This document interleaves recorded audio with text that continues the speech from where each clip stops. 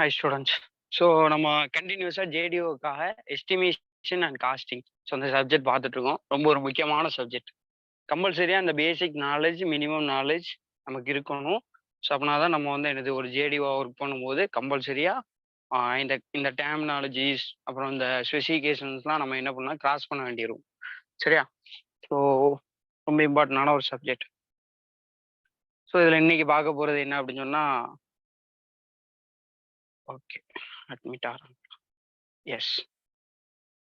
So இன்னைக்கு பார்க்க போகிற கிளாஸ் வந்து ரொம்ப முக்கியமான கிளாஸ். சரிங்களா? ஸோ கம்ப்ளீட்டாக வந்து நம்ம இது வரைக்கும் நிறைய பார்த்துட்டோம் அப்படி தானே. இந்த டைப்ஸ் ஆஃப் எஸ்டிமேட் பார்த்தோம், அப்புறம் ரிப்போர்ட் ரைட்டிங்ஸ் பார்த்தோம், டைப்ஸ் ஆஃப் ரிப்போர்ட்ஸ் பார்த்தோம். ஸோ அதே மாதிரி வேல்யூவேஷனை பற்றி பார்த்தோம். அது போக வந்து என்ன பண்ணோம் அப்படின்னு சொன்னால் கேல்குலேஷன்ஸ் பார்த்தோம். ஸோ எப்படி கேல்குலேட் பண்ணுறது அப்படிங்கிறதெல்லாம் பற்றி பார்த்தோம். சரியா? ஸோ இன்னைக்கு பார்க்க போகிறது என்ன அப்படின்னு சொன்னால் ஒரு சில டெர்மினாலஜிஸ், நம்ம எஸ்டிமேஷனில் யூஸ் பண்ணக்கூடிய அந்த ஸ்கிராப் வேல்யூ, சால்வேஜ் வேல்யூ, அப்புறம் சிங்கிங் ஃபண்டு, அப்புறம் ஆன்யூட்டி. ஸோ இந்த மாதிரி ஒரு சில டெர்மினாலஜிஸ் அது போக என்ன மிஸ் ஆயிருக்கோ எல்லாத்தையுமே கவர் பண்ணுறோம். சரிங்களா? ஸோ ஃபஸ்ட்டு ஒரு ஹாஃப் பேஜ் மட்டும் இதில் கொஞ்சம் ஒரு மாதிரி இருக்குது. அது மட்டும் கொஞ்சம் பார்த்துக்கலாம். நான் சொல்கிறத கவனமாக கவனிச்சிங்க. சரிங்களா? ஸோ ஃபர்ஸ்ட் என்ன அப்படின்னா, நம்ம இது ரிப்பிட்டேட்டிவா சொல்லிட்டு இருக்கோம். ஒரு யூனிட்டுங்கிறது 100 சிஎஃப்டி அப்படின்னு சொல்லிட்டு இருக்கோம். சரிங்களா?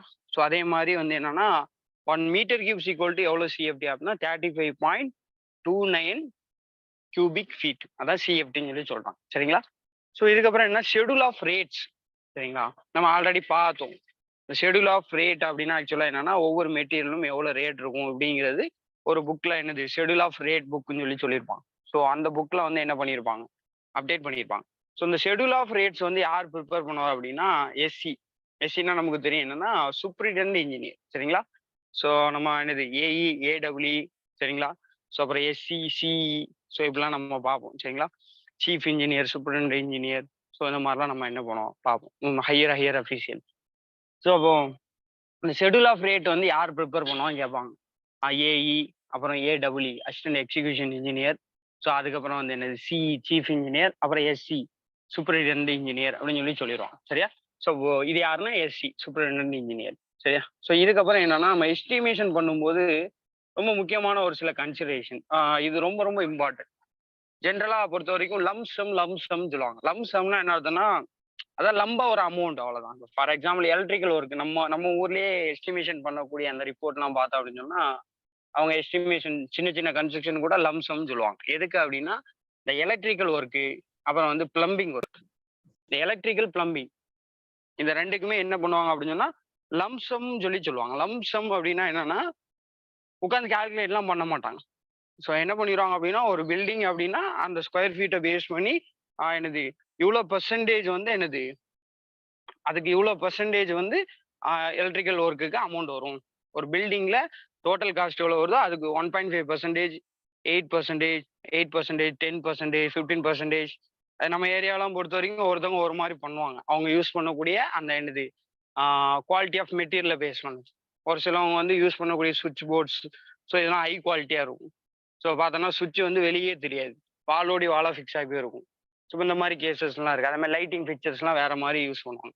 ஸோ அதை டிபெண்ட் பண்ணி ஒருத்தவங்க ஒரு ரேட்டு ஃபிக்ஸ் பண்ணுவாங்க. ஜென்ரலாக நம்மளோட கவர்மெண்ட் ப்ரொவிஷன் என்ன அப்படின்னா நமக்கு percentage of lump sum in estimation எவ்வளோ அப்படின்னா வாட்டர் சப்ளை ஒயில் கன்ஸ்ட்ரக்ஷன் பண்ணும்போது என்ன பண்ணுவாங்க, நமக்கு வாட்டர் சப்ளை தேவைப்படும் அப்படிதானே. கன்ஸ்ட்ரக்ஷன் பண்ணும்போது க்யூரிங் பண்ணுறதுக்காண்டி வாட்டர் சப்ளை பண்ணுவாங்க. சரியா?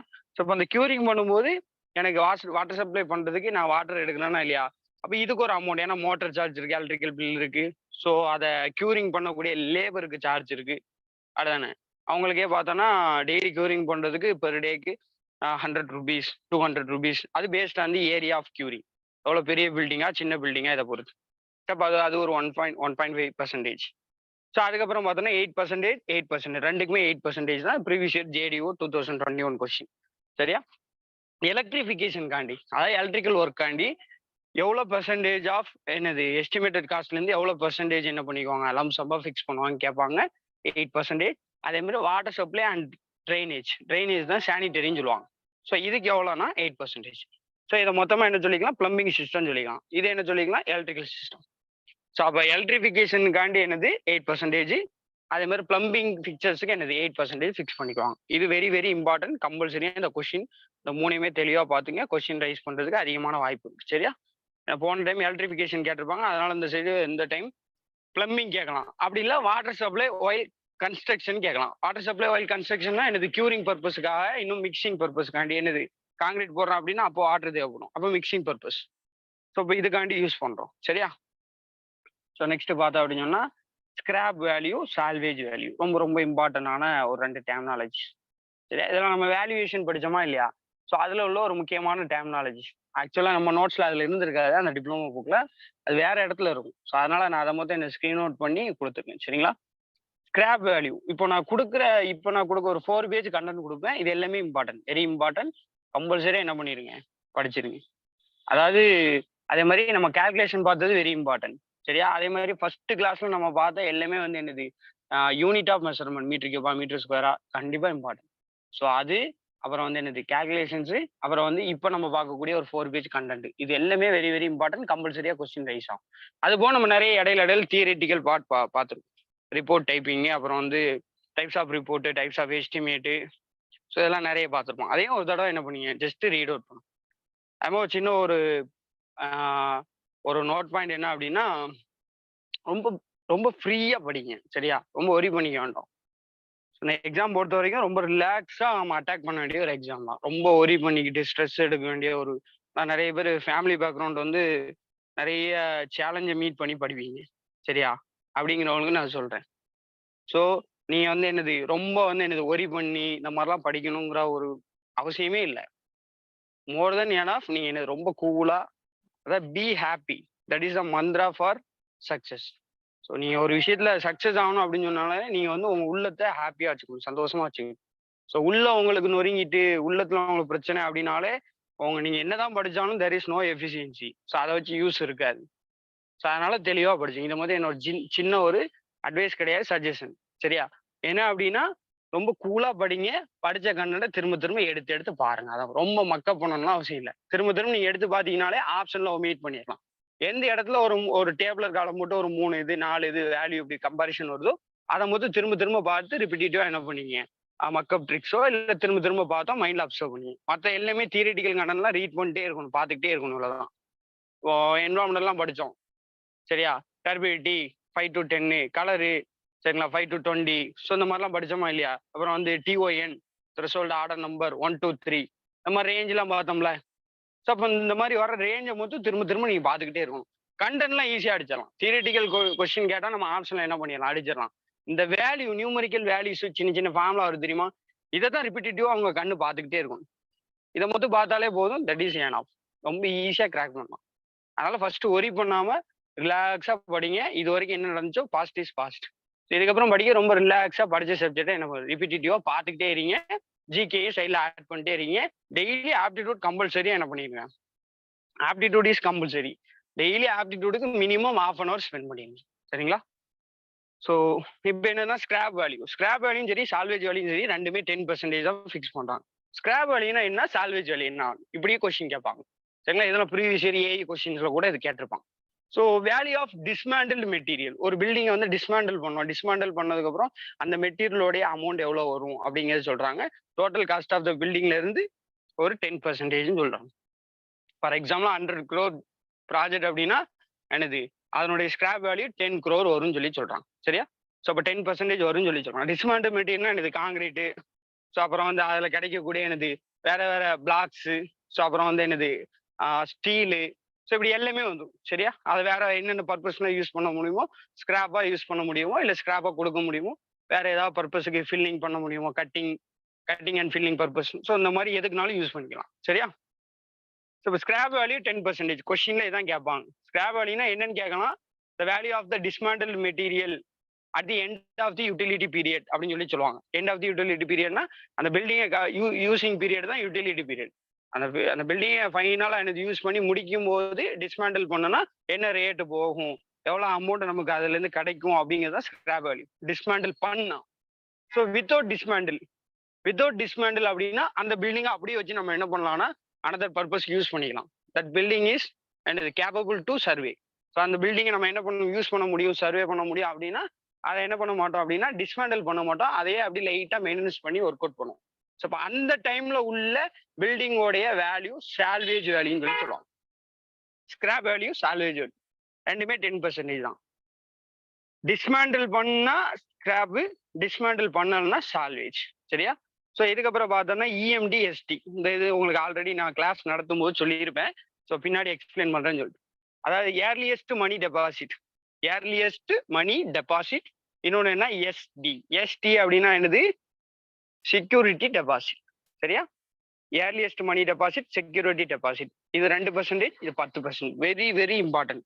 அப்போ scrap value 10%, salvage value 10%, EMD 2%, SD. எஸ்டினா செக்யூரிட்டி டெபாசிட் 10%. இப்போ அதுனா என்னன்னு கொஸ்டின் கேட்கலாம். அப்படி இல்லை பெர்சன்டேஜ் இவ்வளவுதான்.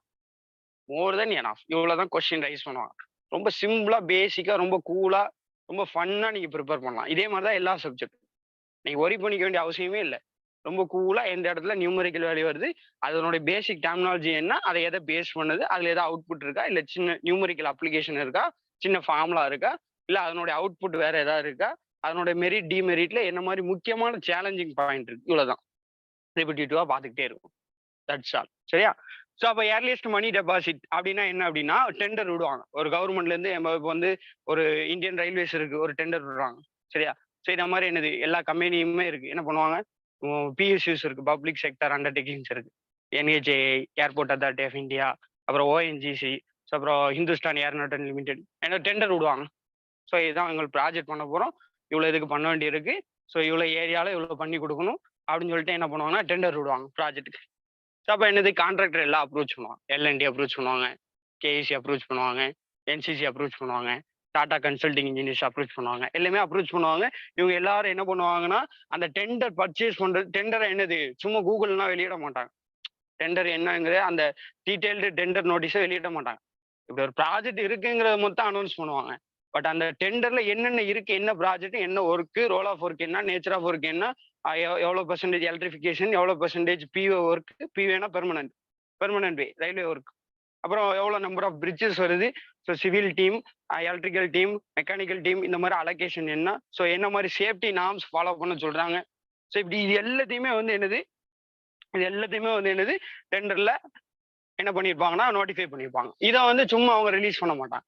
இப்போ ஒரு ப்ராஜெக்ட் இருக்குங்கிற நோட்டிபிகேஷன் மொத்தம் ஓப்பனா என்ன பண்ணிடுவாங்க, அவங்க வெப்சைட்ல விட்டுக்குவாங்க. ஆனா நான் அந்த டெண்டர் என்னங்கிறத பர்ச்சேஸ் பண்றதுக்கு தான் நான் ஒரு அமௌண்ட் பே பண்ணணும். That is earliest money deposit. நான் டெபாசிட் பண்ணணும்.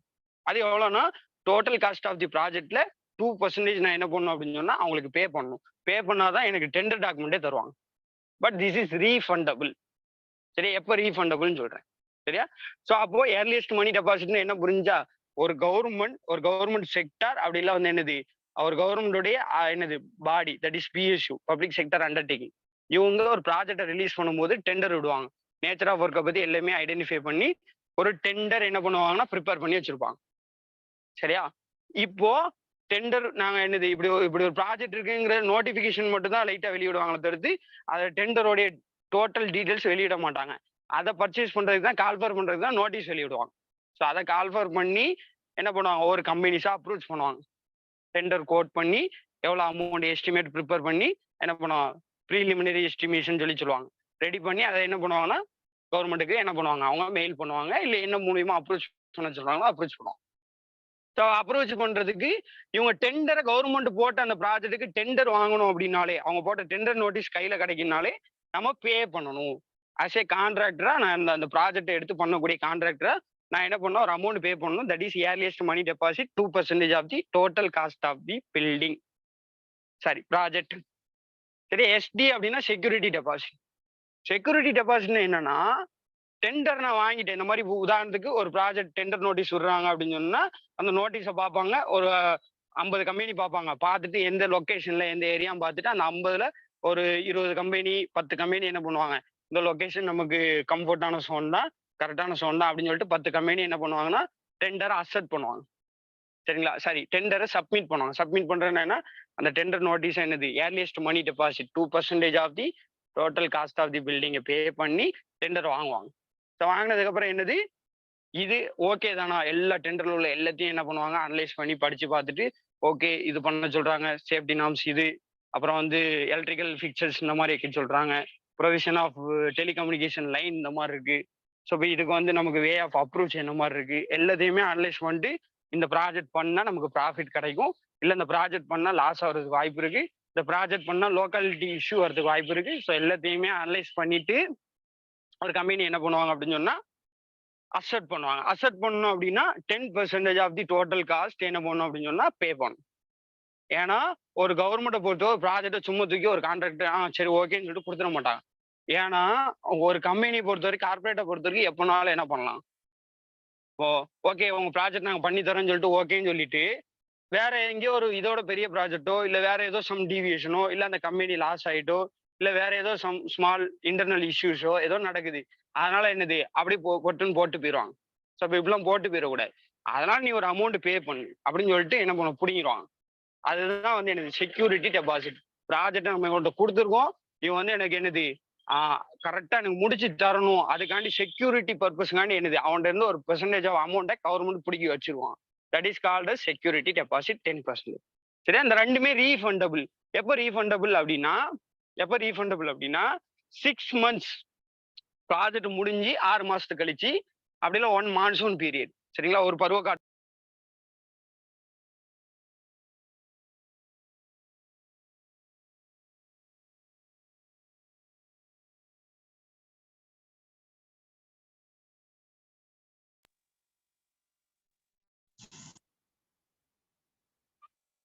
கேக்குதா சித்தார்த்தன்? கேக்குதா? கொஞ்சம் கன்ஃபார்ம் பண்ணுங்க. எனக்கு நெட்வொர்க் இஷ்யூ ஆன மாதிரி. Thank you so much. ஸோ அப்போ 6 மந்த்க்கு அப்புறம் அப்படி இல்லை ஒரு மான்சூன் பீரியடுக்கு அப்புறம் என்ன பண்ணுவாங்க அப்படின்னு சொன்னா விச்சவர் இஸ் லேட்டர் எது வந்து அதிகமான நாள் எடுக்குமோ அதுக்கப்புறம் கொடுப்பாங்க. அப்படி இல்லை அப்படின்னா after maintenance period paste on the project. சரிங்களா? அந்த ப்ராஜெக்ட்டுக்கு மெயின்டெனன்ஸுங்கிறது ரொம்ப இம்பார்ட்டன்ட். கம்பல்சரியா பண்ணணும் அப்படின்னா என்ன பண்ணுவாங்க அந்த மெயின்டெனன்ஸ் பீரியட் கொடுத்து கழிச்சு பண்ணுவாங்க. இப்போ ரயில்வே ப்ராஜெக்ட்லாம் பார்த்தோன்னா மெயின்டெனன்ஸ் பீரியடை பொறுத்த வரைக்கும் 1 year கொடுப்பாங்க. சம் ஆஃப் த லொக்கேஷன் பார்த்தோன்னா லொக்காலிட்டி இஷ்யூ இந்த மாதிரி பெரிய ப்ராப்ளம் ஃப்ளட் ஏரியா இந்த மாதிரி ஏரியாலாம் பார்த்தோன்னா 2 years கொடுப்பாங்க. ஸோ அதுக்கப்புறம் தான் என்னன்னா இந்த 10% ஆஃப் அமௌண்ட் செக்யூரிட்டி டெபாசிட்லாம் ரிலீஸ் பண்ணுவாங்க. இந்த 2% அப்படிங்கிறது என்னன்னா அக்செப்ட் பண்ணுனா திரும்ப கொடுக்க மாட்டாங்க. அக்செப்ட் பண்ணல அப்படின்னா ரீஃபண்டபிள். சொல்ற புரியுதா? அக்செப்ட் பண்ணல அப்படின்னா refundable.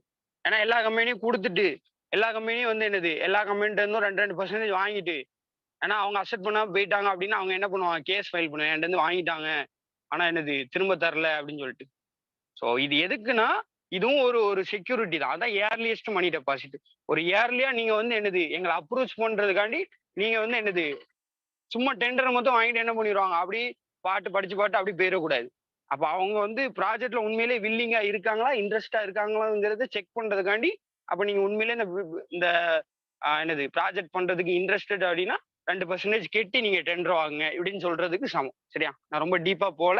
This is more than enough for exam point of view. 2%, 10% submitting tender அதே இது அக்செப்டிங் டெண்டர். சரிங்களா? ரீஃபண்ட் எப்போன்னு பாத்துக்கணும். இதே மாதிரி மோட்கேஜ் வேல்யூ.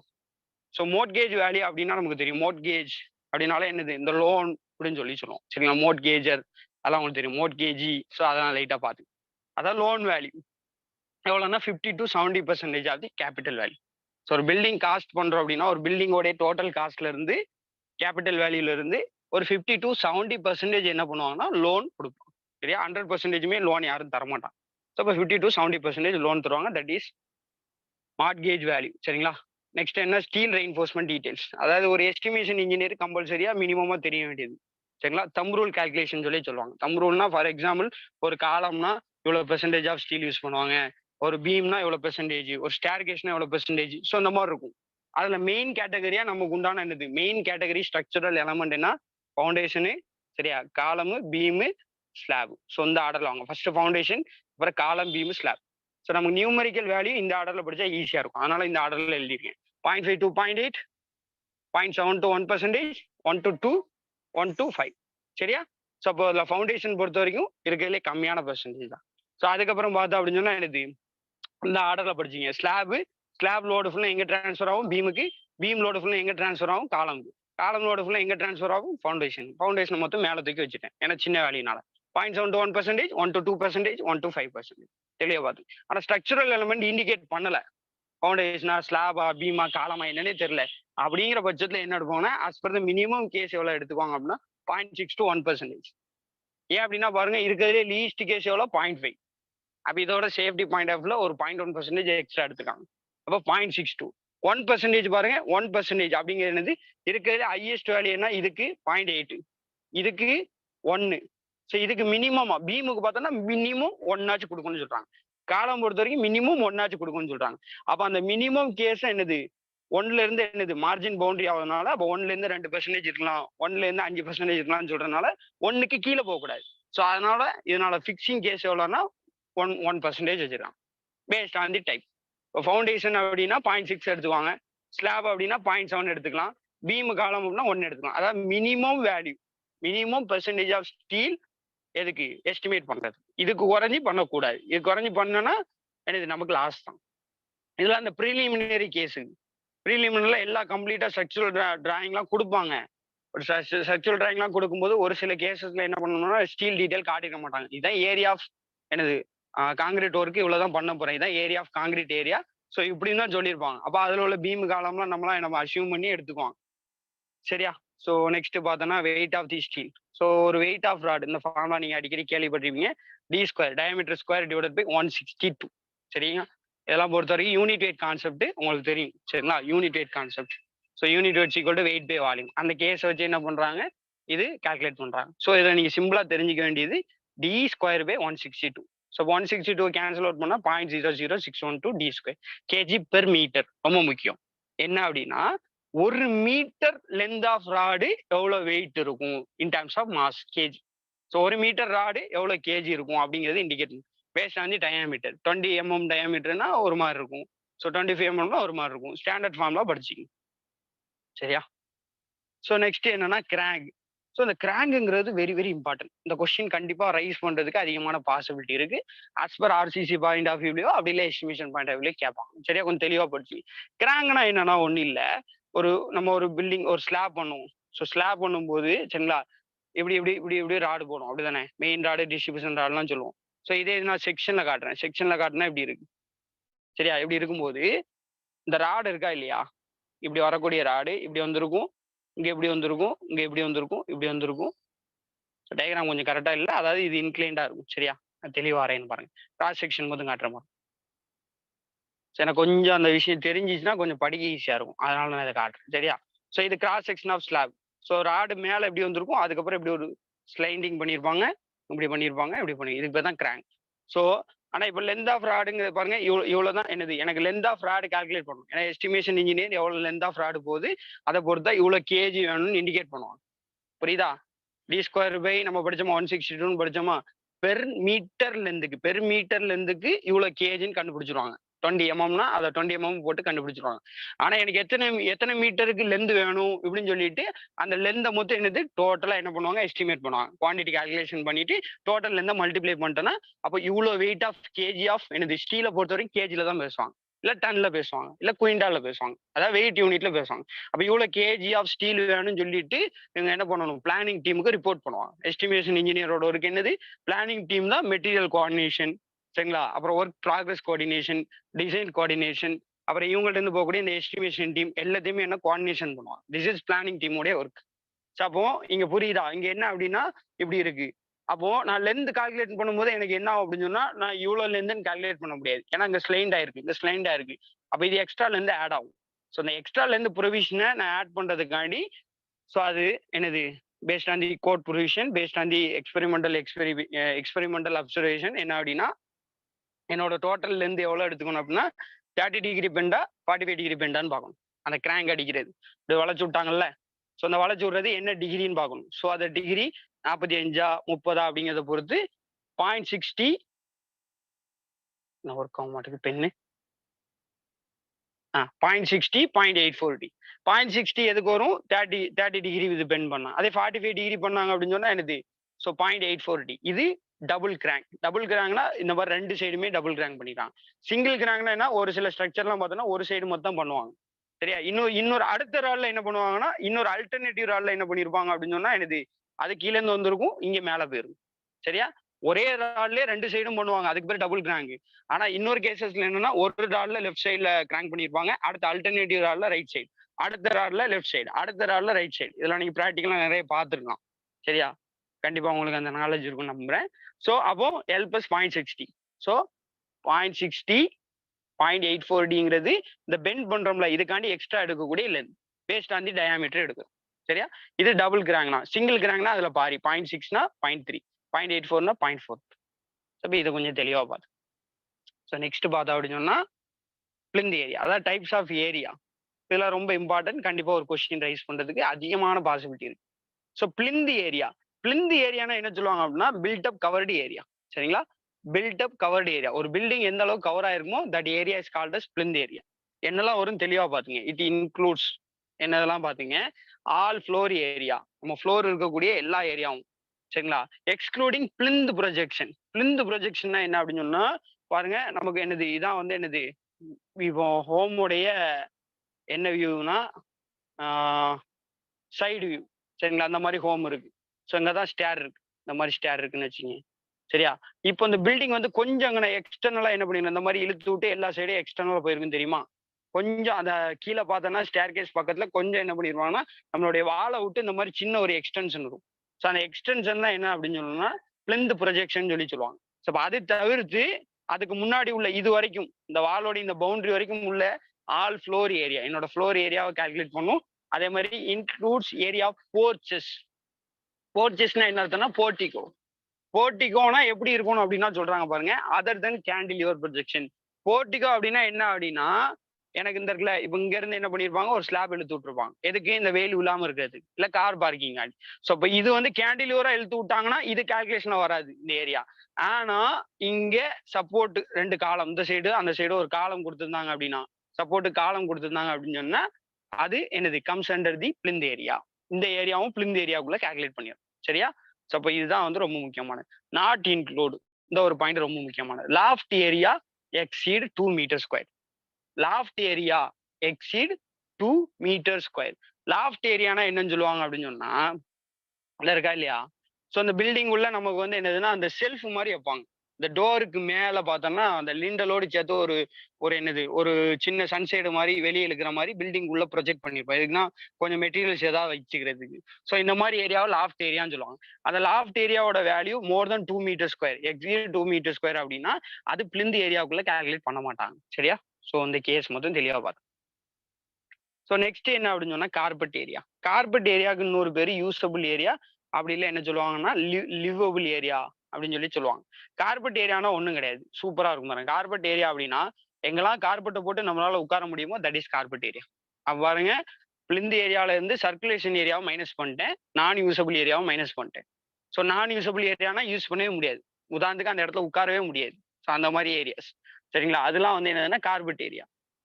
கார்பெட் ஏரியால இது நான் யூசபிள் ஏரியானா யூஸ் பண்ண முடியாது. ஃபார் எக்ஸாம்பிள் சொல்ல போனா வச்சுங்களேன், உங்களுக்கு இந்த ஸ்டேர் கேஸ் கீழெல்லாம் ஒரு இடம் இருக்கும் அப்படிதானே? அந்த இடத்துல நம்ம யூஸ் பண்ண முடியுமா? யூஸ் பண்ண முடியாது. தட் இஸ் நான் யூசபிள் ஏரியா. எக்ஸாம்பிள். சர்க்குலேஷன் ஏரியானா என்னன்னா, ஒரு வராண்டா பார்த்தோன்னா சர்க்குலேஷன் ஏரியா தான். அந்த வராண்டாவை எதுக்குமே யூஸ் பண்ண மாட்டோம். ஒன்லி ஒரு ஒரு ரூம்ல இருந்து இன்னொரு ஹாலுக்கோ, இல்ல ஒரு பிளேஸ்ல இருந்து இன்னொரு பிளேஸுக்கோ, ஒரு கிச்சன்ல இருந்து ஹாலுக்கோ வரதுக்காண்டி யூஸ் பண்ணிக்குவேன். That is verandah. சரியா? இந்த வராண்டாவை பொறுத்த வரைக்கும் நான் இதுக்கு யூஸ் பண்ணலாம் மாட்டேன். அப்ப பில்டிங் அவுட் சைட்ல கொஞ்சம் இடம் இருந்துச்சுன்னா வராண்டா மாதிரி என்ன பண்ணிருப்பேன், கட்டி வச்சிருப்பேன். அதெல்லாம் வந்து எதுல வராது, கார்பெட் ஏரியால வராது. ஸோ அப்போ இந்த கார்பெட் ஏரியாங்க என்ன சொல்றாங்க அப்படின்னா, பிளிந்த் ஏரியால 50 to 65% இருக்கும்னு சொல்லி சொல்றாங்க. 60 to 75% இருக்கும்னு சொல்றாங்க. ரெசிடென்சியல்னா 50 to 65, கமர்ஷியல் அண்ட் இண்டஸ்ட்ரியல் அப்படின்னா 60 to 75. ரொம்ப ஈஸி. 15 வச்சுங்க, 15 கூட்டிருங்க. ஸோ இங்க பாருங்க 10 10 ஆட் ஆயிட்டாலும். கமர்ஷியல் அண்ட் இண்டஸ்ட்ரியல்னா இதோட ஒரு 10% எக்ஸ்ட்ரா எடுத்துக்கிறோம், அவ்வளவுதான். அப்ப 50 to 65. சரிங்களா? 50 to 65. ஸோ இப்போ 50 to 65. சரிங்களா? ஸோ ஈஸியா ஏதாவது ஹிண்ட் மாதிரி வச்சு படிச்சீங்க. உதாரணத்துக்கு கார்பெட், ஒரு கார்பெட் போட்டு என்ன பண்றாங்க, சிக்கன் 65 சாப்பிடுறாங்க, பாதி பாதி 50-50 பிரிச்சு சாப்பிடுறாங்க. ஸோ இந்த மாதிரி லைட்டா நீங்க ஏதாவது கொஞ்சம் லிங்க் பண்ணி படிச்சீங்க. டக்குன்னு அந்த கொஸ்டின் கேட்டாங்கன்னா ஆப்ஷன் பண்ணி டக்குன்னு 50 to 65 டக்குன்னு மைண்ட்ல வந்துடும். 50 to 65, 60 to 75 அடிச்சிருவாங்க. அப்போ ரெசிடென்சியல் கேட்டுருவாங்க, குழம்பிடக்கூடாது. நீங்க ரெசிடென்சியல் மட்டும் படிச்சீங்க, அதுல இருந்து அடுத்த பாயிண்ட் எப்படி எடுக்குது ஹிண்ட் வச்சீங்க, ஒரு 10% ஆட், அவ்வளவுதான். That's all. எல்லா வேலையுமே படிச்சுட்டு இருக்காரு. இதே மாதிரி தான் எல்லா நீங்க நியூமரிக்கல் வேல்யூஸ் படிக்கும்போது ஒன்னு படிச்சீங்க, அதுல இருந்து அடுத்தடுத்த இது எப்படி தொடர்புபடுத்தணும் இதை மொத்தம் பாத்துங்க. நெக்ஸ்ட் பார்த்தோம்னா சர்க்குலேஷன் ஏரியா. சர்க்குலேஷன் ஏரியானா ஒண்ணும் கிடையாது. ஒரு நம்ம அப்படியே சொன்னோம். சர்க்குலேஷன் ஏரியானா ஒரு வராண்டாவா இருக்கலாம், அப்படி இல்ல ஒரு பேசேஜா இருக்கலாம், அப்படி இல்ல வந்து ஒரு ஸ்டேர் கேஸா இருக்கலாம். ஸோ ஸ்டேர் கேஸ்னா என்ன? Vertical movement. வெராண்டானா என்ன? Horizontal movement. ஒரு ரூம்ல இருந்து இன்னொரு ரூமுக்கு போறது. ஸ்டேர் கேஸ்னா என்ன? ஒரு ஃப்ளோர்ல இருந்து இன்னொரு ஃப்ளோருக்கு போறது. அப்போ மூவிங் பர்பஸ்க்கு யூஸ் பண்ணக்கூடிய எல்லா ஏரியாவுமே சர்க்குலேஷன் ஏரியான்னு சொல்றாங்க. Horizontal movement, vertical movement. Horizontal மூவ்மெண்ட்டை பொறுத்த வரைக்கும் ஒரு பிளிந்த் ஏரியால 10 to 15% இருக்கும். ஸோ அதே இது வெர்டிகல் மூவ்மெண்ட்டுக்கு 4 to 5% இருக்கும். இதெல்லாம் ஸ்டாண்டர்ட் ப்ரொவிஷன். சரிங்களா? ஸோ அந்த கேஸ்லாம் கொஞ்சம் தெளிவா படிச்சு. Carpet area, circulation area. நான் யூசபிள் ஏரியானா உங்களுக்கு தெரியும் என்னது? கிச்சனு. கிச்சன்லலாம் வந்து ஒரு கார்பெட்டை போட்டு உட்கார மாட்டோம். சரியா? அதாவது நம்ம வந்து என்னது? ரெஸ்ட் எடுக்க யூஸ் பண்ற மாதிரி உள்ள ஏரியா. சரிங்களா? அதான் லிவபிள் ஏரியா, லிவிங் ஏரியா. கிச்சன்லயே இருக்க மாட்டோம். சாப்பிடும்போது மட்டும் லைட்டா போய்க்குவோம். பக்கத்துல என்னது? கிச்சன் டேபிள் அங்கேயே இருந்துச்சுன்னா அங்க சாப்பிடுவோம். அப்புறம் வந்துருவோம். அவ்வளவுதான். ஸோ அதே மாதிரி என்னது? Under portion of staircase சொன்னேன். Stock room. ஸ்டாக் ரூம்லாம் போய் உட்கார மாட்டோம். அதே மாதிரி வால் ஏரியா. வால் ஏரியானா என்னது? வால் அந்த இடத்த ஆக்குபை பண்ணிரும். அதுல போய் நம்ம வாழை நுழைச்சிட்டு உள்ள உட்கார முடியாது. சரியா? அப்ப இந்த மாதிரி cases. Next floor area ratio அப்படி இல்ல floor space index. FSI or FAR எப்படினாலும் கேட்பாங்க. ரெண்டுமே ஒண்ணுதான்.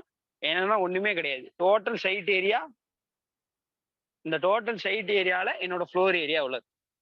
எக்ஸாம்பிள் சொல்ல போனா இது ஒரு என்னுடைய சைட் ஏரியா. ஆனா நான் பில்டிங் என்ன பண்றேன் அப்படின்னா இவ்வளவுதான் கெட்டுறேன். இந்த இடம்லாம் ஸ்பேஸ் விட்டுருக்கேன். அப்போ இவ்வளவு இது பண்றேன். 3 ஃப்ளோர் பண்றேன். சரியா? அப்போ 3 ஃப்ளோர். ஸோ இந்த ஏரியா வந்து எக்ஸாம்பிளுக்கு ஒரு 50 மீட்டர் ஸ்கொயர் இருக்கு. எக்ஸாம்பிளுக்கு சொல்றேன். 50 மீட்டர் ஸ்கொயர் இருக்கு. இந்த டோட்டல் ஏரியா எனக்கு எவ்வளவுன்னா ஒரு 70 மீட்டர் ஸ்கொயர் இருக்கு. அப்ப இங்க என்னன்னா இந்த 50 மீட்டர் ஸ்கொயர்ல நான் 3 ஃப்ளோர் பண்ணிருக்கேன். அப்போ 3 × 50 150. அப்போ 150 மீட்டர் ஸ்கொயர் டிவைடட் பை 70 இப்படின்னு போட்டோம்னா this is floor space index அப்படி இல்ல ஃப்ளோர் ஏரியா ரேஷியோ. சரியா? அப்போ டோட்டல் சைட் ஏரியால இருந்து எனக்கு வந்து என்னது? ஃப்ளோர் ஏரியா எவ்வளவு இருக்கு? அது நம்பர் ஆஃப் ஃப்ளோர்ஸ் எல்லாமே வந்து கிரவுண்ட் ஃப்ளோர் டு என்னங்கிறது என்எஃப்னு போட்டிருக்கேன். இந்த என்எஃப்னு போட்டிருக்கேன்னா என்எஃப்னா என்ன அப்படின்னு சொன்னா nth நம்பர் ஆஃப் ஃப்ளோர். அது என்ன ஃப்ளோராகவும் இருக்கலாம். ஸோ அதை பேஸ் பண்ணி இதை எடுத்துக்கும். சரியா? அப்போ floor space index floor area ரேஷியோனா ஒண்ணுமே கிடையாது. Total floor area divided by total site area. That's all. Building coverage area இதே மாதிரி கொஸ்டின் அப்படியே கேட்கறாங்க. ப்ரீவியஸ் இயர் கொஸ்டின்ல நிறைய எக்ஸாம்ல இது திரும்ப திரும்ப ரிப்பீட்டேட்டிவா கேட்பாங்க. அதுலயும் எஃப்எஸ்ஐன்னு கேட்பாங்க. சரிங்களா? எஃப்எஸ்ஐ திரும்ப திரும்ப கேட்பாங்க. என்னது? Foot floor space index. Next building coverage area. Building coverage ஏரியானா நமக்கு பேர்லயே இருக்கு. சரிங்களா? ஒரு சைட் ஏரியா இப்ப பார்த்தோம்ல அதே எக்ஸாம்பிள். இப்ப பார்த்த அதே எக்ஸாம்பிள் என்னது? இந்த அளவுக்கு என்னது? Side area. அதுல நான் என்ன பண்றேன்? இந்த அளவுக்கு பில்டிங் பண்றேன். சரியா? அப்போ இது பில்டிங் ஏரியா. ஸோ இங்க நம்பர் ஆஃப் ஃப்ளோர்ஸ் வராது. ஒன்லி பில்டிங் கவர் அப் பண்ண area divided by total site area. இது போட்டோம் அப்படின்னு சொன்னா பில்டிங் கவரேஜ் ஏரியா கிடைச்சிரும். That is always less than 1 வைக்கணுங்கிறது நம்மளோட ப்ரொவிஷன்ஸ். ஏன் அப்படின்னா நமக்கு வந்து என்னது? எந்த அளவுக்கு சைட் இருக்கோ அந்த அளவுக்கு இறுக்கி பிடிச்சி கட்டிடக்கூடாது. கொஞ்சம் ஃப்ரீயா ஸ்பேஸை விடுங்க. அப்பதான் உங்களுக்கு அந்த என்னது உங்களுக்கு அந்த என்விரான்மெண்ட் கண்டிஷன்லாம் நல்லா இருக்கும் அப்படிங்கிறதுக்காண்டி கொடுக்கக்கூடிய கோடல் ப்ரொவிஷன்ஸ். சரிங்களா? General guidelines. ஸோ நெக்ஸ்ட் என்னன்னா ஃபண்ட். இந்த ஃபண்டுல சிங்கிங் ஃபண்டு ஆன்யூட்டி ரெண்டுமே ஒண்ணுதான். என்ன எப்படி எப்படி எப்படி பார்க்கணும் அப்படின்னா இந்த சிங்கிங் ஃபண்ட் அப்படின்னா என்னன்னா சிங்கிங் அப்படின்னாலே பேரை பாருங்க அது நமக்கு தெரியும். சிங்கிங் அப்படின்னாலே நமக்கு சொல்லுவோம் என்னது? ஒரு இடத்துல வந்து ஒரு தண்ணியில முங்குற மாதிரி. சரிங்களா? ஸோ அதான் சிங்கிங் சொல்லுவோம். Singing fund. சிங்கிங் ஃபண்ட்னா ஒண்ணும் கிடையாது. ஒரு ரெகுலரா ஒரு பீரியாடிக் பேமெண்ட் கொடுத்துக்கிட்டே இருப்போம். சரிங்களா? ஸோ எது வித் காம்பவுண்ட் இன்ட்ரெஸ்ட். சரிங்களா? காம்பவுண்ட் இன்ட்ரெஸ்ட்ல என்ன பண்ணிட்டே இருப்போம்? இப்போ ஏன்னா ஒரு இடத்துல இருந்து லோன் வாங்கியிருப்போம். சரிங்களா? ஸோ இப்போ லோன் வாங்கினவங்கள்ட்ட நம்மளோட என்னது? நம்மளோட கம்பெனியோ நம்மளோட ஃபேமோ நம்மளோட ஆர்கனைசேஷனோ நம்மளோட கார்பரேட்டோ என்ன பண்ணிட்டே இருப்பாங்க? பே பண்ணிட்டே இருப்பாங்க. So regular periodic payment with compound interest. Compound இன்ட்ரெஸ்ட்ல பே பண்ணிட்டே இருப்பாங்க. இது எதுக்கு அப்படின்னா will form the replacement or reconstruction of the structure. சரிங்களா? அதாவது என்ன அப்படின்னா ஒரு ஸ்ட்ரக்சரை ரீப்ளேஸ் பண்றதுக்கு அப்படி இல்லை ரீகன்ஸ்ட்ரக்ஷன் பண்றதுக்கு தேவையான எந்த அமௌண்ட்டோ அந்த அமௌண்ட்டை என்ன பண்ணிட்டே இருப்பாங்க? ரெகுலர் பீரியாடிக் பேமெண்டா கொடுத்துக்கிட்டே இருப்பாங்க. சரிங்களா? ஸோ இதை பொறுத்த வரைக்கும் என்ன அப்படின்னா இதை இன்னொரு மாதிரி எப்படி சொல்லுவாங்கன்னா இந்த சிங்கிங் ஃபண்ட்னா என்னன்னா ஒரு ஒரு கம்பெனி அப்படி இல்லை ஒரு கார்பரேட் வந்து என்ன பண்ணிக்குவாங்கன்னா மாசம் மாசம் ஒரு அமௌண்ட் பே பண்ணிட்டே இருப்பாங்க. இது எதுக்காண்டி அப்படின்னா இன்கேஸ் என்னது இவங்க ஏதாவது ப்ராப்ளம் வரும்போது அதை வந்து என்ன நிவர்த்தி பண்றதுக்காண்டி இவங்க வந்து என்னது ஃபார் எக்ஸாம்பிள் சொல்றாங்க ஒரு இஎம்ஐ பே பண்ற மாதிரி பண்ணக்கூடிய ஒரு ப்ராசஸ் தான் சிங்கிங் ஃபண்ட். சரிங்களா? அதாவது மூழ்கக்கூடிய நிதின்னு சொல்லுவாங்க. இந்த இந்த பணம் வந்து என்ன ஆயிரும் அப்படின்னா நம்ம கண்டிப்பா கவர்மெண்ட் கொடுத்தாகணும். ஆனா இது பர்ட்டிகுலர் ரெகுலர் பீரியட்ல என்ன பண்ணிட்டே இருப்பாங்க, பே பண்ணிட்டே இருப்பாங்க. எதுக்குன்னா, மொத்த சும்மா வராம மொத்தமா குடுக்கணும் வைங்களேன். 20,00,000 குடுக்கணும்னு வைங்களேன். 20,00,000 மொத்தமா குடுக்க கஷ்டம். ஆனா ஒரு பீரியாடிக்கல் பேமெண்ட்டா பண்ணா, ஸோ அப்போ அந்த மாரி பண்றது தான் என்ன அப்படின்னு சொன்னா சிங்கிங் ஃபண்ட். ஸோ சிங்கிங் ஃபண்ட்னா என்னன்னு சொல்றாங்க பாருங்க, total construction cost minus scrap value. Scrap value மொத்தம் என்னது? Excluding scrap value total cost construction காஸ்ட்ட என்னது? குடுத்துக்கிட்டே இருக்கிறது தான் என்னதுன்னா சிங்கிங் ஃபண்ட். சரியா? ஸோ நெக்ஸ்ட் என்னன்னா, இப்போ நம்ம வந்து ஒரு ப்ராஜெக்ட் பண்ணுவோம். ஒரு ப்ராஜெக்ட் வந்து நம்ம என்னது கவர்மெண்ட்லேருந்து நம்ம என்ன பண்ணிருப்போம், டெண்டர் நோட்டீஸ்லேருந்து என்னது ஏர்லியஸ்ட் மணி டெபாசிட் பே பண்ணி, அதாவது 2% பே பண்ணி டெண்டர் வாங்கிருவோம். டெண்டர் பார்த்துட்டு இந்த டீட்டெயில்ஸ்லாம் புடிச்சிட்டு இந்த ப்ராஜெக்ட் நம்ம பண்றதுக்கு நமக்கு ரிசோர்ஸ் பெர்சன், ஒர்க் டீம் எல்லாமே கரெக்ட்டா இருக்கு. சோர்சஸ் கரெக்ட்டா இருக்கு. வே ஆஃப் அப்ரோச் கரெக்ட்டா இருக்கு. லொக்காலிட்டிஸ் இல்ல எல்லாத்தையும் ஐடென்டிஃபை பண்ணிட்டு செக்யூரிட்டி டெபாசிட் 10% பே பண்ணி டெண்டர் அக்செப்ட் பண்ணிட்டு ப்ராஜெக்ட் எடுத்துருவேன். ப்ராஜெக்ட் எடுத்ததுக்கப்புறம் என் கையில பணம் இருக்குமா? இருக்காது. அப்ப நான் என்ன பண்ணுவேன் அப்படின்னு சொன்னா, லோன் போடுவேன். ஒரு பேங்க்குக்கு போயிட்டு நேரா என்னது ஒரு லோன போடு. அந்த மாரி ப்ராஜெக்ட் எடுத்துருக்கோம். கவர்மெண்ட்லேருந்து எடுத்துருக்கோம். பாருங்க இவ்ளோ பெரிய ப்ராஜெக்ட். இத பண்ணா எங்களுக்கு இவ்ளோ ப்ராஃபிட் கிடைக்கும். உங்களுக்கு நான் ரீபே பண்ணிருவோம். Don't worry. அப்படிங்கிறது என்னது நம்ம கம்ப்ளீட்டா என்னது நம்மளுடைய கம்பெனி கார்ப்பரேட்டோட எந்த டாக்குமெண்ட்ஸ் இதுவரைக்கும் பண்ண ப்ரீவியஸ் ப்ராஜெக்ட்ஸோட ரிப்போர்ட்ஸ் எல்லாத்தையுமே இது பண்ணி பேங்க்குக்கு அவங்களுக்கு ஒரு கான்ஃபிடன்ட் வந்துரும். சரியா? அதே மாரி என்னது பேங்க் நம்மளுடைய கார்ப்பரேட்டோட எல்லா டாக்குமெண்ட் ஸோ நம்ம கம்பெனியோட முக்கியமா இருக்கக்கூடிய அந்த என்னது மேனேஜிங் டைரக்டர்ஸ் ஸோ கம்பெனியோட ஓனர் இவங்களுடைய ப்ரொஃபைல் டாக்குமெண்ட் அவங்களுடைய பேன் கார்டு இந்த மாதிரி எல்லாத்தையுமே என்ன பண்ணிடுவாங்கன்னா வாங்கி வச்சிருவாங்க. ஸோ வாங்கி வச்சுட்டு லோன் கொடுப்பாங்க. இப்போ நான் லோன் வாங்கிட்டேன். லோன் வாங்கி ஒர்க் பண்ணிக்கிட்டே இருக்கேன். பண்ண எனக்கு என்ன பண்ணுவாங்க, பர்ட்டிகுலர் மந்த் ஒவ்வொரு மந்த்துக்கும் அப்படி இல்லை ஒவ்வொரு 3 மந்த்ஸ் ஒன்ஸுக்கும் கவர்மெண்ட் எனக்கு என்னது நான் ஒர்க்கை பண்ணிட்டு இவ்வளோ ஒர்க் முடிச்சிருக்கேன், இவ்வளோ குவான்டிட்டி ஆஃப் காங்கிரீட் முடிச்சிருக்கேன் அப்படிங்கிற இந்த என்னது பில்ல வந்து என்ன பண்ணுவாங்க குடுப்பாங்க. சப்மிட் பண்ணுவாங்க. ஸோ கவர்ன்மெண்ட் என்ன பண்ணும், அந்த பில்ல ரிலீஸ் பண்ணும். பில்ல ரிலீஸ் பண்ணும்போது ஒரு அமௌண்ட் வரும். இந்த அமௌண்ட் வர வர என்ன என்ன பண்ணுவாங்க, வாங்குன லோனுக்கு என்ன பண்ணிருவாங்க, பர்ட்டிகுலர் அமௌண்ட் பே பண்ணிட்டே இருப்பாங்க. This is called singing fund. So பண்ணி வித் காம்பவுண்ட் இன்ட்ரெஸ்ட்ல என்ன பண்ணிட்டே இருப்பாங்க, பே பண்ணிட்டே இருப்பாங்க. சரியா? So next annuity. ஆன்யூட்டினா ஒண்ணும் கிடையாது. இந்த சிங்கிங் ஃபண்டோடைய என்னது டோட்டல் காம்ப்ரமைசிங் பீரியட் தான் ஆன்யூட்டி. அதான் சொல்றாங்க பாருங்க. Amount of amount that is the total amount used for series of periodic payment. சரியா? ஃபார் எக்ஸாம்பிள் நான் ஒரு என்னது ஒரு கியூபிக் என்னது ஒரு குவான்டிட்டி ஆஃப் ஒர்க்கை கம்ப்ளீட் பண்ணிட்டு கவர்மெண்ட்டுக்கு பில் பாஸ் பண்றேன். கவர்மெண்ட் எனக்கு அமௌண்ட் ரிலீஸ் பண்றாங்க. இப்ப இந்த அமௌண்ட் வந்துட்டு சரியா? இப்போ இந்த அமௌண்ட் வந்து நான் ஒரே மந்த் கட்டலாம். ஆனா என்ன பிரச்சனை அப்படின்னா இப்படி கெட்டாம இதே நான் என்னது உதாரணத்துக்கு சொல்றேன். ஒரு 10,00,000 வந்திருக்குன்னு வைங்களேன். இப்போ ஒரு 3,00,000 இந்த மாசம். அடுத்த மாசம் ஒரு 3,00,000. அடுத்த மாசம் ஒரு 4,00,000 இப்படின்னு சொல்லிட்டு நான் என்னது இதே 3 பார்ட்டா பிரிச்சு இதை அப்படியே ஹோல்ட் பண்ணி வச்சிருவேன். ஏன் அப்படின்னா எனக்கு அடுத்த மாசம் குவான்டிட்டி ஆஃப் ஒர்க் முடிஞ்சு கவர்மெண்ட் எனக்கு அமௌண்ட் ரிலீஸ் பண்ணுமாங்கிறது கேள்விக்குறி. That is a question mark. Compulsory நடக்குமான்னு தெரியல. ஏன்னா நான் ஒர்க் பண்ற இடத்துல திடீர்னு ஃப்ளட் வரலாம். புரியுதா? நான் ஒர்க் பண்ற இடத்துல திடீர்னு வந்து என்னது டியூ டு சம் என்னது இப்போ ஃபார் எக்ஸாம்பிள் ஒர்க் பண்ணிட்டே இருக்கும்போது கோவிட் வந்துச்சு. ஸோ இஷ்யூ ஆச்சு, டிலே ஆச்சு. இந்த மாதிரி some of the another reasons ஆகலாம். ஸோ இப்போ என்னனாலும் நடக்கலாம். ஸோ இப்போ இந்த கன்சிடரேஷனை பேஸ் பண்ணி ஆனால் பேங்க்கிட்ட நான் லோன் வாங்கிட்டேன். கண்டிப்பா மாசம் மாசம் கொடுக்கணும். கொடுக்கல அப்படின்னு சொன்னா எனக்கு பிரச்சனைக்கு வந்துடுவான். அப்ப இதுக்காக நான் என்ன பண்ணிடுவேன், இந்த அமௌண்ட்டை ஹோல்ட் பண்ணி வச்சுட்டு மாசம் மாசம் பிரிச்சு அனுப்புவேன். அப்ப this is the total amount. This is called as annuity. ஒரு வருஷத்துக்கு என்னது பிரிச்சு அனுப்புற மாதிரி. இந்த ஆன்யூட்டிங்கிறது சர்டன் பீரியட். அது ஒரு வருஷமா இருக்கலாம், 6 மாசமா இருக்கலாம், 2 வருஷமா இருக்கலாம். சரிங்களா? இந்த மாதிரி சொல்லுவாங்க. ஸோ அதுல ஆன்யூட்டிக்கு வந்து கண்டுபிடிக்கிறதுக்கு ஃபார்முலா என்னது, சிங்கிங் ஃபண்ட் இன்டு ஐசி. ஐசினா coefficient of sinking fund. So அந்த ஐசிங்கிறது என்னன்னா 1/1 + i⁻n-1. இந்த ஃபார்முலாலாம் டைரக்டா பாத்துங்க, டைரக்டா கேட்பாங்க. இந்த 2 ஃபார்முலாவும் படிச்சுங்க. சரிங்களா? ஸோ இந்த ஐங்கிறது என்னன்னா rate of interest in decimal. Rate of இன்ட்ரெஸ்ட்னாலே பெர்சன்டேஜ்னு சொல்லுவாங்க. அப்ப டெசிமல்ல சொல்லணும் என்னது டிவைடட் பை 100 போட்டு சொன்னா டெசிமல். சரியா? ஸோ இதான் வந்து என்னன்னா ஆன்யூட்டி. நெக்ஸ்ட் பார்த்தோம் அப்படின்னு சொன்னா book value. Okay. So book value அப்படின்னா என்ன அப்படின்னா ஒண்ணும் கிடையாது. நம்மளுடைய வேல்யூ ஆக்சுவலா ஒரு பில்டிங்கோட வேல்யூ என்ன ஆகும் அப்படின்னு சொன்னா இயர் பை இயர் என்ன ரெடியூஸ் ஆயிட்டே வரும். என்னைக்குமே ஒரு பில்டிங்கோட வேல்யூ என்ன ஆயிடணும், இயர் பை இயர் என்னன்னா அது அந்த யூஸ் பண்ண என்ன சொல்றது பழைய பில்டிங்கா ஆயிட்டே வரும். அப்ப பழசா வேல்யூ என்ன டிக்ரீஸ் ஆயிட்டே வரும். ஸோ வேல்யூ என்னது கிராஜுவலா டிக்ரீஸ் ஆயிட்டே வரும் பெர் இயர். ஸோ அந்த புக் வேல்யூனா என்னன்னா ஒரிஜினல் காஸ்ட்ல இருந்து depreciation cost per every year. அப்போ ஒவ்வொரு வருஷத்துக்கும் எவ்வளவு டிப்ரிசியேஷன் ஆகுதுங்கிற அந்த ஆவரேஜ் என்னது டிப்ரிசியேஷன் பண்ணி ஸோ வரக்கூடிய வேல்யூ தான் புக் வேல்யூ. அதான் புக் வேல்யூனா என்ன அர்த்தம்னா டிப்ரிசியேஷன் மட்டும் போக எனக்கு என்னது original cost value minus depreciation. So அப்படின்னா என்னது, ஏன்னா இதுதான் புக்கிங் வேல்யூ. இந்த வேல்யூ தான் நான் புக் பண்ண முடியும். புரியுதா? ஏன்னா டிப்ரிசியேஷனை போய் நான் புக் பண்ண முடியும். புக்கிங் கேட்டகரியில வராது. ஸோ அதனால என்னது டிப்ரிசியேஷன் மட்டும் ஒரிஜினல்ல இருந்து கழிச்சு விட்டுனா that is book value. Book வேல்யூனா என்னது ஸ்டாண்டர்டா ரெப்ரசென்ட் பண்ணக்கூடிய வேல்யூ. ஸ்டாண்டர்ட் டேட்டா புக்குன்னு பார்த்தோமா, அப்போ ஸ்டாண்டர்ட் ரேட்டை ஃபிக்ஸ் பண்ணது புக்ல பண்றோம். அப்போ ஸ்டாண்டர்ட் புக் ஆஃப் ரேட் அப்படின்னு சொல்லிக்கலாம். அதே மாதிரி இங்க புக் ஆஃப் வேல்யூ அப்படி இல்லை புக் வேல்யூன்னு சொல்லலாம். அப்படின்னா என்னது இதுதான் இந்த ரேட், இதுதான் இந்த வேல்யூன்னு சொல்லிட்டு நான் ஒரு ஸ்டாண்டர்டா இந்த ரேட்டை இண்டிகேட் பண்ணக்கூடிய அளவுக்கு உள்ள value book value. That is minus of depreciation. Okay, sorry message வந்திருக்கு, சாரி பார்க்கல. இந்த கிளாஸை பார்க்க முடியுமா? Yes, don't worry, video class நீங்க கேளுங்க, மீரான் சார் அனுப்புவாங்க. சரியா? ஸோ நெக்ஸ்ட் என்னன்னா ரேட்டபிள் ஆர் ரெண்டபிள் வேல்யூ. மற்ற எல்லாத்துக்கும் நெட் கரெக்டா இருக்கா? கிளாஸ் கரெக்டா போயிட்டு இருக்கா? இல்லை எனக்கு தான் டவர் இஷ்யூவான்னு தெரியல.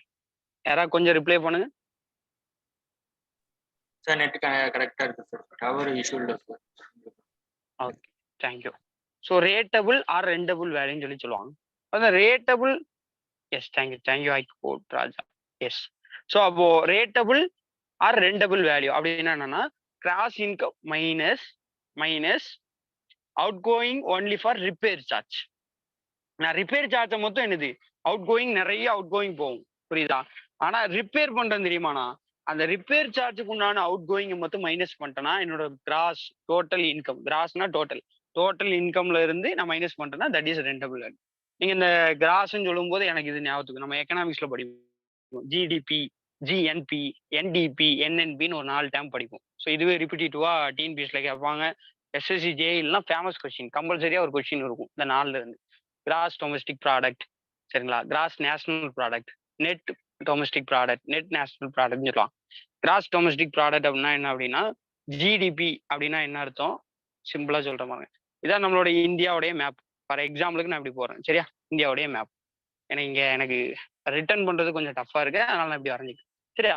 இப்போ கிராஸ் டொமஸ்டிக் ப்ராடக்ட்னா என்னன்னா கிராஸ்னா டோட்டல், டொமஸ்டிக்னா என்னன்னா inner the boundary of our country.